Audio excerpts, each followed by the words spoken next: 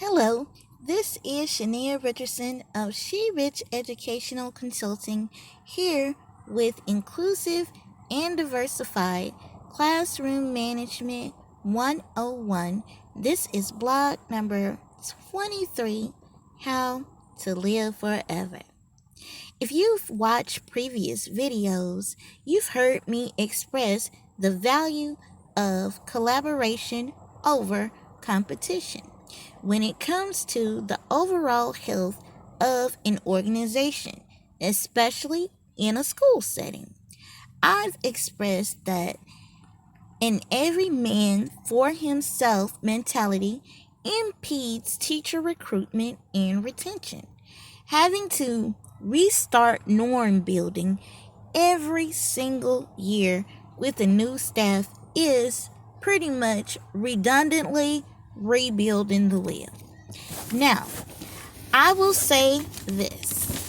There are many school leaders from different states, different cities, different provinces or regions, etc., etc. They all have similar titles and job responsibilities. Yes? However, each leader has a unique value based upon their location. Each district has their own set of problems.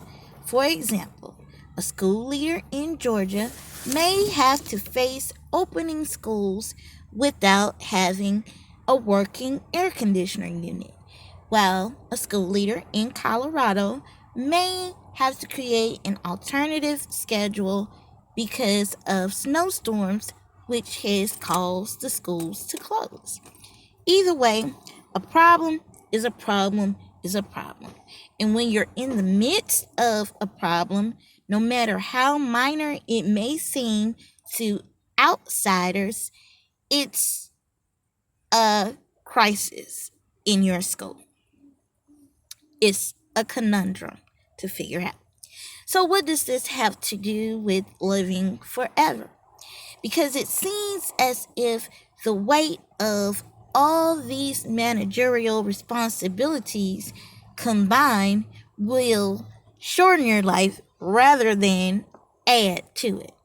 So I'm glad you asked that question about how this is related, because I'm going to explain it whether you thought that or not. Burg and Mann's second law of stratospheric success is the law of compensation. Now, follow me closely because I'm about to connect all the elements I've thrown out there thus far. No matter the size or level of your crisis, you as a school leader cannot do everything. An effective leader is only as strong as its players. Now, let me reiterate. An effective leader is only as strong as its players. You need people. And your unique value is to lead your people in your region in which you have been assigned. Last week, I warned about what happens when a leader refuses to delegate. In sum, it's a hot mess.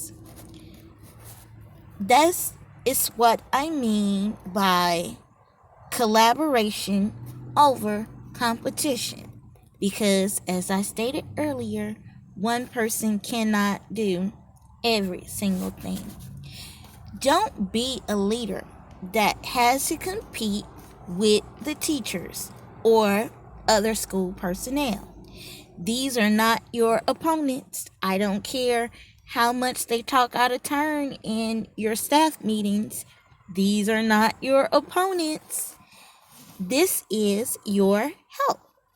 When you view your help as competition, your organization will have more to worry about than snowstorms or broken AC units. So, if you want to be immortal, apply the law of compensation. For a quick review, The law of compensation states that you must give to receive. If you're not giving it, don't expect to receive. Your success is based on how much you pour into others. Your longevity, your productivity, your legacy is not about how many trophies you have, but how many people have you helped in the process along the way. Quick question, principles. How many leaders have you built in your school? How many times have you duplicated or replicated your success? If you have not been able to duplicate your success, then it's time to step it up a notch, because that is the ultimate goal of leadership, to be able to share the knowledge of what you have learned. If the answer is that you have only developed one leader, yourself, then your legacy as an effective leader is on life support. Because once the sun has set on your career, that will be the end of you. There will be no one else around to carry the torch, to continue what you have created. All your hard work and your effort will be buried with you. So, Mrs. Smarty Pants, Miss Richardson, how do I do that? How do I invest in my teachers? How do I become immortal?